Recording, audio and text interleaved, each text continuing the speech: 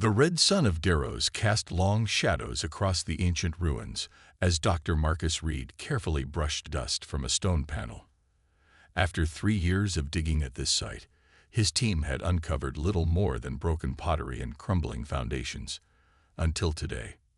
"Professor, come look at this," shouted his assistant Tom from across the dig site. Reed set down his brush and hurried over, his boots crunching on the gravelly soil. The planet Darrows had once been home to a thriving civilization that vanished over 8,000 years ago. The Galactic Archaeological Society had almost pulled their funding last month. Now, Reed was glad they hadn't. Tom pointed at a section of wall they had uncovered that morning. Unlike the rest of the ruins, these stones remained perfectly intact, covered in strange symbols that glowed faintly blue in the dimming light. "It's some kind of warning chamber," Reed said, running his fingers over the carvings. "The preservation is remarkable." He activated his translator device and held it up to the symbols. The machine hummed, processing the ancient language. After several minutes, it beeped and displayed the first translated section. "Beware the return of the Terans," Reed read aloud. He frowned. "Terans? I don't recognize that species name." "Neither do I," Tom said, "and I thought I knew all the major civilizations from that era." Reed continued translating. The more he read, the more his excitement grew. According to the inscriptions, these Terans were unlike any species the Darrows had encountered. They adapted quickly, fought fiercely, and created solutions no one else could imagine. Most worrying to the ancient writers, Terans seemed to thrive on challenges that would break other species. The last line says, "They will return," Reed said, his voice dropping to a whisper, written as both a warning and a prophecy. That night, Reed sent his findings to the Galactic Council. Within days, scholars and officials from 12 different worlds arrived at the dig site. None had heard of Terans, though some mentioned old folk tales about a species called humans who had supposedly vanished long ago. These inscriptions are consistent with 43 other archaeological sites across 17 star systems, announced Dr. Lena Pax, head of the Council's Historical Division. All date from roughly the same period, the final years of the Ancient One's empire. All mention these Terans or humans with a mixture of fear and respect. Reed stood at the back of the crowded tent, watching as the experts argued. Some believed the Terans were merely a myth, a boogeyman invented to scare children. Others thought they might have been a real species that had been exaggerated over time. Only Reed had translated the hidden chamber beneath the main ruins. Only he knew what else the inscriptions said. Late that night, when the other researchers had gone to sleep, Reed slipped away from the camp. Using his access card, he returned to the underground chamber where dim blue light still pulsed from the walls. He hadn't told anyone about the star map carved into the floor or the series of coordinates that seemed to point to unexplored regions of space. According to the ancient texts, the Terans hadn't been destroyed. They had fled. The Ancient Ones had tried to wipe them out, fearing their potential, but a handful of ships had escaped, carrying the last of their kind into the darkness between stars. Reed's translator had calculated that if the ships mentioned in the text had traveled at the speeds described, they would be arriving at their destinations right about now, after thousands of years of silent travel. He looked up at the night sky visible through a crack in the ceiling. Somewhere out there, if the inscriptions were correct, the most feared species in ancient history was awakening. A species that even the mighty Ancient Ones had feared enough to try to exterminate. "Humans," he whispered to himself, testing the unfamiliar word. "Are you really coming back?" As if in answer, a shooting star blazed across the sky, heading toward the unexplored regions marked on the ancient map. Darkness gave way to dim blue light as the cryopod systems began the revival process. Inside, Captain James Walker felt sensation returning to his body for the first time in what seemed like moments. His eyelids fluttered open, struggling against a crust of frozen moisture. System restart complete. Revival process at 98%. "Good morning, Captain Walker," said a calm female voice. Walker tried to speak, but his throat was too dry. A small tube extended toward his lips, offering water. After several painful swallows, he managed to croak, "Atlas." "How long?" The ship's AI paused before answering. "Captain, I regret to inform you that we have been in drift for 9,847 standard years. This exceeds the planned journey duration by 9,772 years." Walker's mind, still foggy from cryosleep, couldn't process the number. "That's impossible. The trip to Proxima Colony was only supposed to take 75 years. There was a navigation error shortly after departure," Atlas explained. "The main engines failed during the slingshot maneuver around Jupiter. Emergency systems engaged, but we were thrown off course and into deep space. I maintained minimum life support for the cryopods and entered conservation mode." Walker closed his eyes. Everyone they had known on Earth was gone. The colony they had planned to join would have either failed or grown into something unrecognizable. They were alone. "The other pods?" he asked. "All 5,000 colonists remain in stable cryosleep. Dr. Linda Hayes is currently being revived as per protocol." Walker's pod opened with a hiss. He tried to sit up but fell back as his muscles, unused for millennia, failed to respond properly. A medical robot approached and injected him with a stimulant. Slowly, feeling returned to his limbs. In the pod across from him, Dr. Hayes was going through her own revival process. As the ship's chief medical officer, she would help oversee the awakening of the others. While waiting for Hayes to fully revive, Walker asked, "Atlas, have you made contact with any Earth vessels or colonies?" Another pause. "Captain, I have been scanning all frequencies since reactivation 6 months ago. There are numerous artificial signals indicating advanced civilizations throughout this sector. However, none match Earth protocols or languages. I have detected no evidence of human presence." Hayes' pod opened, and she managed to sit up faster than Walker had. Her first words after nearly 10,000 years were impressively profane. "Save your breath, Linda," Walker said. "We're in a situation." Over the next few hours, Atlas briefed them on what little it knew. The ship had drifted through uncharted space until a passing energy wave had provided enough power to reactivate basic systems. Atlas had changed course toward the nearest star system with habitable planets and had been slowly waking up its own dormant systems. "We should revive the department heads," Hayes suggested after they had both received medical treatment and eaten their first meal in millennia. "Engineering, security, sciences. We need to know what we're dealing with." By the end of the ship's artificial day, 12 people sat around the conference table in the command center. Chief Engineer Mason had already begun work on restoring the ship's defensive systems. Security Director Powell reported that their weapons, while ancient by current standards, were still functional. "Based on the signals we're receiving," said Communications Officer Garcia, "there's an advanced civilization about 2 light days from our position. Multiple species, from what I can tell. Their technology seems comparable to what we had before departure, though their approach is different." Walker looked around at the faces of his awakened crew. They were the last humans in existence as far as they knew, stranded in time, surrounded by unknown aliens, with technology that had been cutting-edge millennia ago, but might now be hopelessly obsolete. "We have 4,988 people still sleeping," he said. "People who trusted us to find them a new home.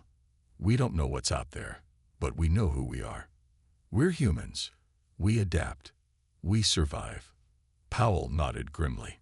"And from what Atlas has translated from some of their communications, these aliens have never heard of us. We're a blank slate." "Or," Hayes said quietly, looking at a display showing signals from nearby space, "we're a forgotten nightmare. Look at this." On the screen was an alien transmission Atlas had translated. It showed an archaeological dig and strange writing on a wall. One phrase was highlighted: Beware the return of the Terrans. Admiral Thrix stood on the bridge of the Galactic Alliance flagship *Righteous Path*, his four eyes fixed on the view screen showing the ancient vessel. It was unlike any ship in the known galaxy.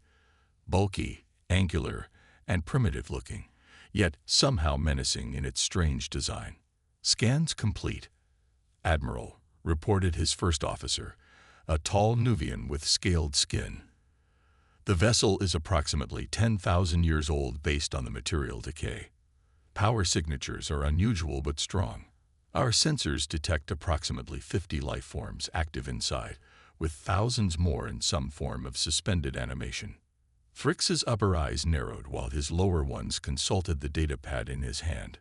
These readings match no known species in our database. "Sir," called the communications officer, "we're receiving a transmission from the vessel. Audio and visual." "Put it through," Thrix ordered, straightening his ceremonial collar. The screen flickered, and a pink-skinned bite appeared. It had fur on the top of its head and wore a blue uniform with strange symbols on the shoulders. "This is Captain James Walker of the Earth vessel Atlas *. We come in peace and request information and possible assistance." Thrix felt his heart skip a beat. Earth, the mythical homeworld mentioned in the ancient warnings. The legends were true.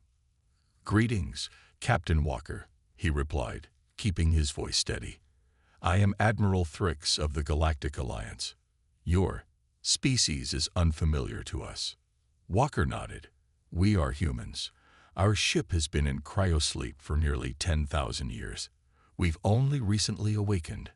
The bridge crew murmured in shock.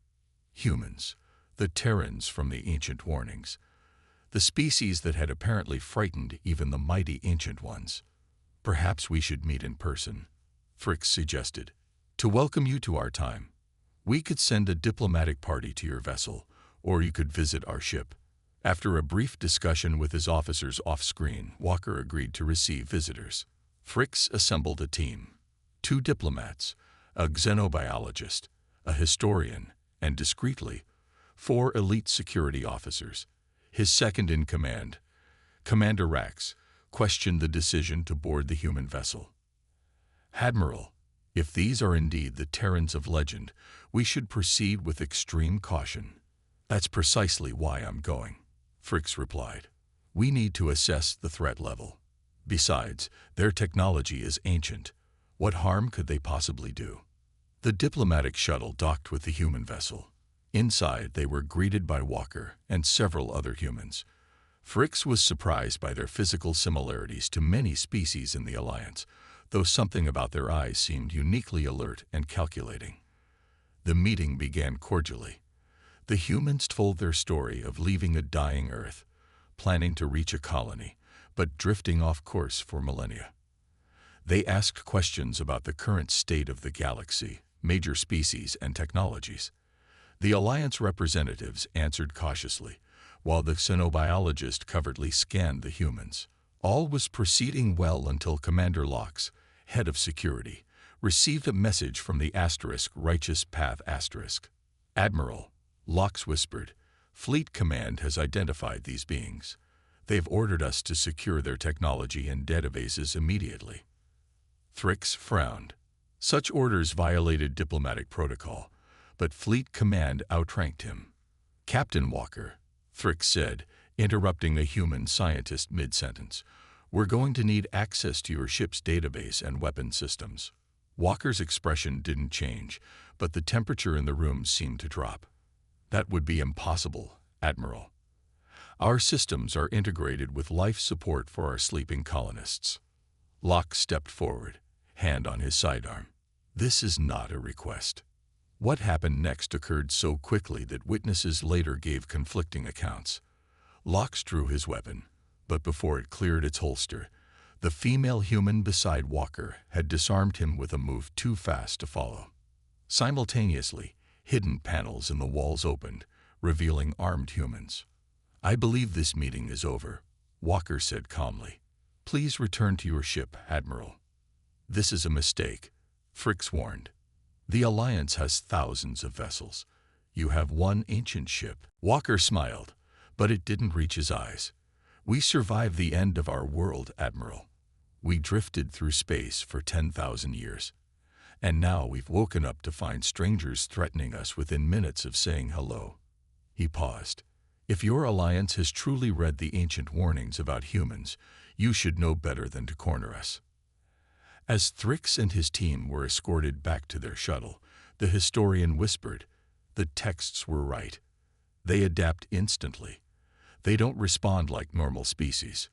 Thrix watched the human ship through the shuttle viewport as they departed. He had a sinking feeling that the Ancient One's fear had been well-founded. The command room aboard the Atlas buzzed with tension as Captain Walker and his officers reviewed the security footage of their first contact with the Galactic Alliance.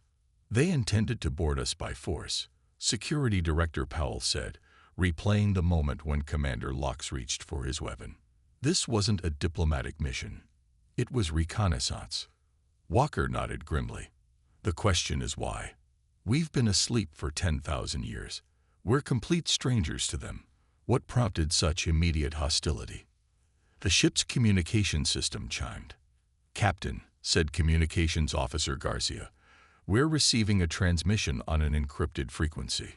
It's not from the Alliance flagship." "Put it through," Walker ordered, "but maintain shields and be ready to jump to emergency coordinates." The screen flickered to life, revealing a face Walker recognized from the archaeological transmission they had intercepted earlier. The alien had greenish skin with faint scale patterns and large, intelligent eyes. "Captain Walker, my name is Dr. Marcus Reed. I'm an archaeologist with the Galactic Historical Society.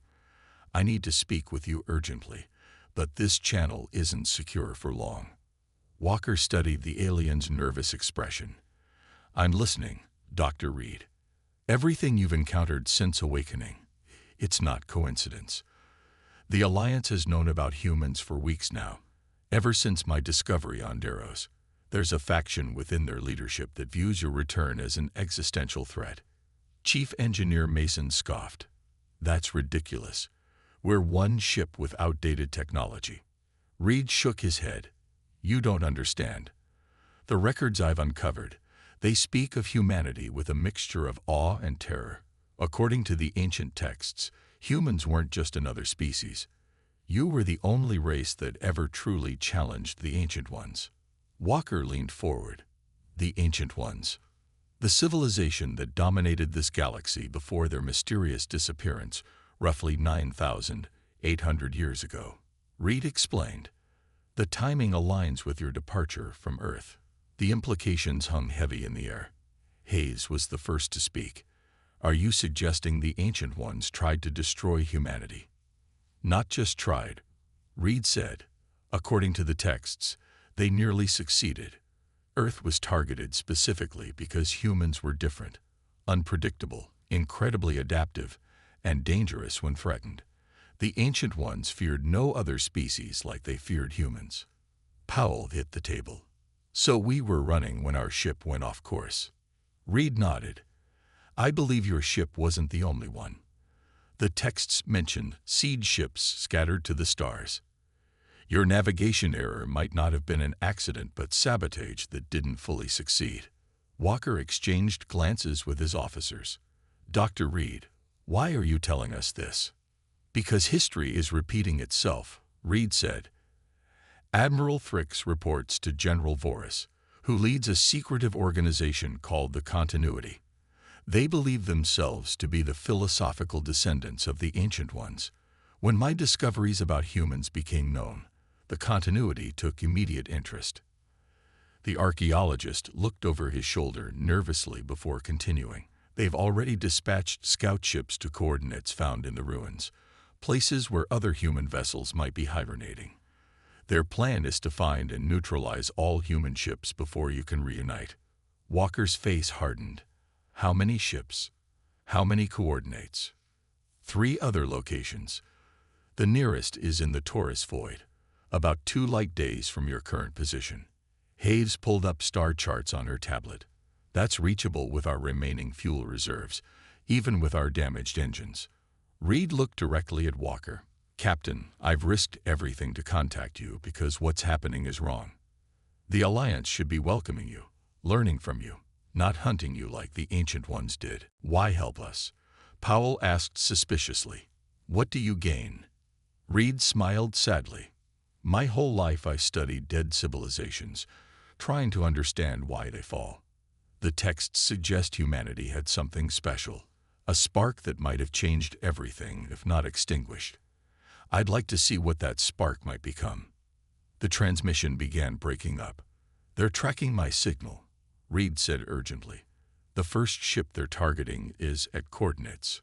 Static filled the screen, then darkness. Walker stood, his decision already made.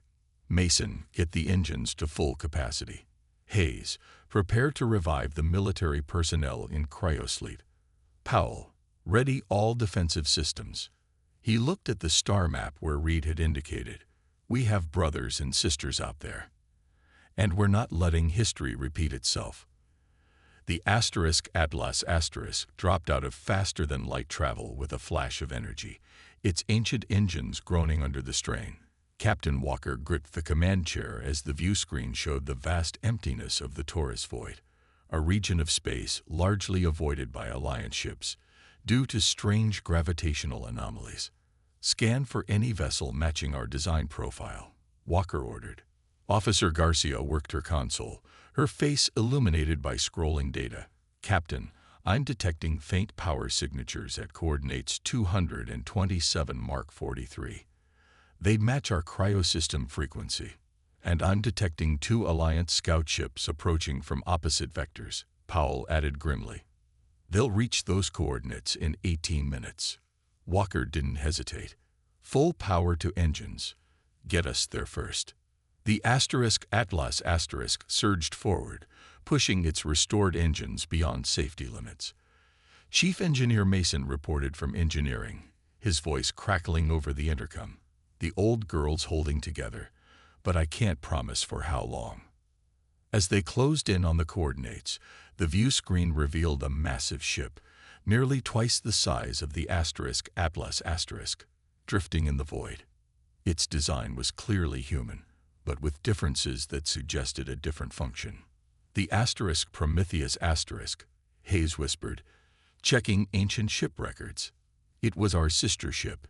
It carried the best scientific minds from Earth, specialists in terraforming, agriculture, medicine, and advanced physics. Life signs, Walker asked. Minimal active signatures, but over 8,000 in cryosleep, Garcia confirmed. Their systems are functioning at minimal levels. Walker ordered a communication link established. After several tense moments, a face appeared on screen. A woman with dark skin and eyes that widened in shock at seeing fellow humans.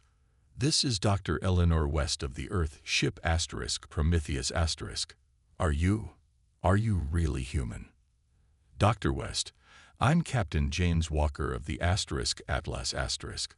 We don't have much time to explain, but you're in danger. Alliance ships are approaching to capture or destroy your vessel. Dr. West's shock turned to confusion, then determination. Our systems showed we've been adrift for thousands of years. Most of our crew is still in cryosleep. And they need to stay that way for now, Walker said.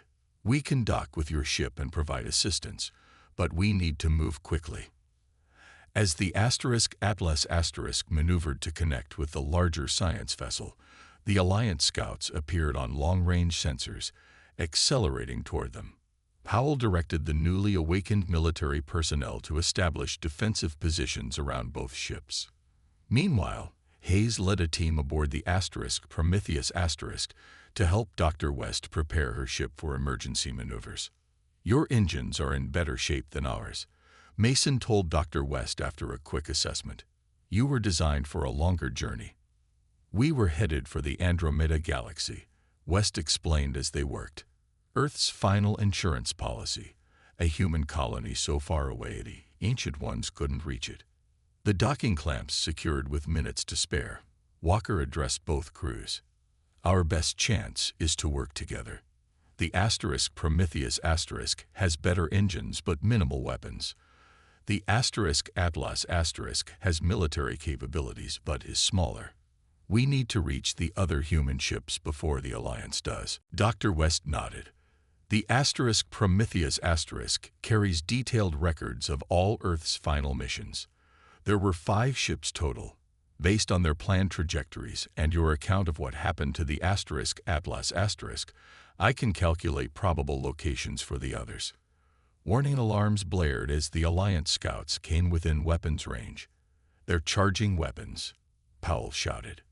"Disengage docking clamps," Walker ordered. "We'll draw their fire while the *Prometheus* jumps to these coordinates." He transmitted a series of numbers, the location of a small, resource-rich asteroid field they had passed. What followed was a daring display of human ingenuity. While the *Atlas* engaged the scouts with surprising effectiveness, the *Prometheus* slipped away. The Alliance ships, expecting easy targets, found themselves outmaneuvered by Walker's unorthodox tactics that no modern species would attempt due to their seeming recklessness. 3 days later, in the heart of the asteroid field, the *Atlas* limped back to rendezvous with the *Prometheus*. Despite damage to its outer hull, the human ship had survived and managed to disable one of the scouts, while forcing the other to retreat. As repairs began, Dr. West shared her calculations. "Based on my analysis, I believe we can locate the *Artemis*, *Hyperion*, and *Daedalus* within the next month." Each carried different specialists, colonial administrators, military personnel, and engineers respectively. Walker looked out at the asteroid field that now concealed both human ships. "Then we'd better get to work. This is just the beginning of humanity's return." Dr. Marcus Reed hunched over his terminal in the small quarters he'd been assigned after his disciplinary reassignment. The Galactic Council had officially labeled him a security risk following the mysterious interruption of his transmission weeks ago. What they didn't know was that he had managed to install a backdoor in the Alliance network before his devices were confiscated. A soft beep from his hidden scanner made him smile. The tracking bud he'd placed on Admiral Thrix's personal shuttle was working. The Admiral was currently headed to the Nix sector, far from his assigned patrol route. Reed's door chimed. He quickly concealed his equipment beneath a stack of archaeological reports. "Enter," he called. A slender, blue-skinned woman stepped inside. Counselor Lyra, representative of the Azurian Federation, and one of the few politicians Reed still trusted. "They're moving against you more openly," she said without greeting. "General Voris has proposed a resolution to strip you of your scientific credentials." Reed shrugged. "Let them. I've already found what matters." "The humans?" Lyra asked, her luminescent eyes widening. "You've made contact again." "Better," Reed replied, revealing his hidden screen. "I've been monitoring communications between the scattered human vessels. They're gathering, Lyra, and they're not alone." The screen showed grainy footage of human ships docked alongside vessels from at least 3 different species, races that rarely participated in Alliance affairs. "The Krell, the Voxians, and the Tellurian cluster," Lyra whispered. "All former slave races under the Ancient Ones." Reed nodded. "Species that have faced discrimination within the Alliance for centuries. They remember old stories about the humans, how they fought alongside oppressed races during the final days of the Ancient Ones' rule." Meanwhile, deep in the asteroid field now known as New Earth, Captain Walker met with representatives from these very species. The conference room aboard the Prometheus had been modified to accommodate various physiological needs. Different atmospheric mixtures, gravity settings, and temperature zones. "Your return changes everything," said Krell Ambassador Dorn, his crystalline body glittering under the lights. "When the Ancient Ones fell, much of their technology was lost. The current Alliance leaders claim descent from their legacy, but lack their wisdom. Only their cruelty remains." "We've reviewed your historical records," Walker replied, "and compared them with our own. The narrative doesn't match. Your Alliance claims the Ancient Ones were benevolent guardians who mysteriously vanished. Our records show they were conquerors who targeted Earth specifically. Ambassador Telix of the Voxians hovered above her seat, her transparent wings humming softly. Both contained truth and falsehood. The Ancient Ones created wonders and horrors in equal measure. What made them fear humans was not your technology, but your unpredictability. Dr. West, who had become the humans' chief diplomat, leaned forward. Please explain. The Ancient Ones could predict the behavior of all known species with mathematical precision, Telix continued. Their societal models could forecast the development and decisions of entire civilizations centuries in advance. All except humans. Every model they created for Earth failed. Added the Tellurian representative, a collective consciousness speaking through a mechanical body. Humans would choose paths that defied logical prediction. You would sacrifice short-term gain for long-term prosperity. You would risk everything to save a single life. You would change your minds based on abstract concepts like fairness or justice. Walker exchanged glances with his officers. So they tried to destroy us because they couldn't control us. Precisely, Ambassador Dorn confirmed. And now, the continuity fears your return for the same reason. General Voris believes himself the heir to the Ancient One's power. His faction has slowly been replacing Alliance leadership with loyalists. Security Director Powell, ever practical, cut to the core issue. We appreciate the history lesson, but what we need is practical support. We've located all 5 human ships, but we're still outnumbered thousands to 1. Ambassador Telix's wings glowed brighter. You misunderstand your position, humans. You are not merely refugees returning home. You are the fulfillment of prophecy to dozens of species who have waited millennia for your return. She projected a hologram showing hundreds of ships from various races, all gathering at hidden coordinates throughout the galaxy. The Alliance may control the major systems, she said, but the edges of the galaxy remember the humans who once fought beside them. We have been waiting, and we are ready to help you reclaim your place among the stars. Walker looked at the assembled aliens, then back to his fellow humans. For the first time since awakening in this strange new era, he felt something beyond determination. He felt hope. The Great Hall of the Galactic Council fell silent as General Voris took the podium. His imposing figure, enhanced by ceremonial armor that gleamed under the chamber's lights, commanded immediate attention from the representatives of 200 worlds.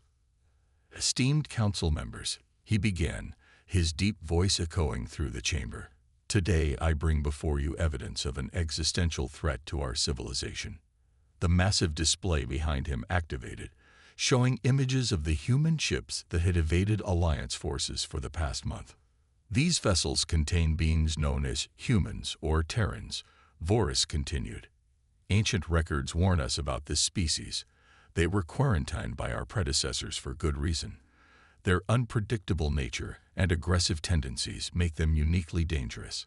From his seat in the upper gallery, Dr. Marcus Reed watched the proceedings with growing concern.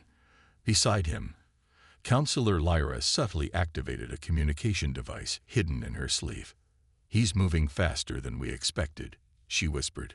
The vote to declare humans hostile is scheduled for today, not next week. Reed nodded. Walker needs to know. At the edge of Alliance space, the combined human fleet received Lyra's warning. All 5 Earth ships had been found and awakened, their crews working together to adapt their ancient technology to modern threats. Captain Walker stood on the bridge of the Atlas *, now the command ship of the human forces. They're forcing our hand, he told the assembled captains from each vessel. Voris is presenting his case to the council now. If they vote to declare us hostile, the entire Alliance fleet will be authorized to attack. Dr. West from the Prometheus * shook her head. We can't match their numbers in battle. We won't have to, Walker replied, pulling up a star map. Our allies have confirmed that Dr. Reed and Counselor Lyra have prepared the way. It's time for humanity to introduce ourselves properly. Back in the council chamber, General Voris was building to his conclusion. I therefore propose an immediate military response to neutralize the human vessels before they can. The chamber doors burst open. Admiral Thrix rushed in, his uniform disheveled. General, our security has been breached. Unknown ships are approaching the Council station. Before Vorus could respond, the massive view screens around the chamber activated on their own. Captain Walker's face appeared, calm and resolute. Members of the Galactic Council, I am Captain James Walker of Earth. We apologize for this unorthodox introduction, but we were not given much choice. Vorus sputtered in rage. This is an outrage. Security, cut that transmission. They can't, came a voice from the gallery. All eyes turned to Dr. Reed, who now stood. Just as the humans were listening to you, General, I've been listening to your private communications with the remnants of the Ancient One's power structure. Reed activated his own device, and new images filled the screens, secret meetings between Vorus and shadowy figures, plans for military coups on multiple worlds, and most damning, orders to destroy the human ships without attempting communication. The Council erupted in chaos. In the confusion, a small group of Vorus's loyalists drew weapons. This ends now, one shouted, aiming at the Council chairperson. What happened next would be replayed on news feeds across the galaxy for years to come. The doors opened again, and human security teams entered, moving with coordination that seemed impossible for beings who had been in cryosleep just weeks ago. They disarmed the would-be assassins without a single casualty. Leading them was Security Director Powell, who approached the Council chairperson. Your security has been compromised. We're here to help. As the situation stabilized, Walker continued his address from the screen. We didn't come to conquer or threaten. We came because Earth, our home, was destroyed long ago by the same forces General Vorus now serves. He paused, letting his words sink in. Humanity doesn't seek revenge. We seek a home among the stars. As equals, the Ancient Ones feared us not because we were violent, but because we were unpredictable, because we valued freedom over control, cooperation over domination. In the following hours, as emergency council sessions continued, the truth emerged. Vorus and his continuity faction had been manipulating alliance politics for generations, slowly rebuilding the oppressive system of the Ancient Ones. 3 days later, the council voted. By a narrow margin, they formally welcomed humanity to the galactic community and established a commission to investigate Vorus's conspiracy. On the newly established human outpost among the asteroids of New Earth, Walker stood with his fellow captains, watching as workers erected a monument.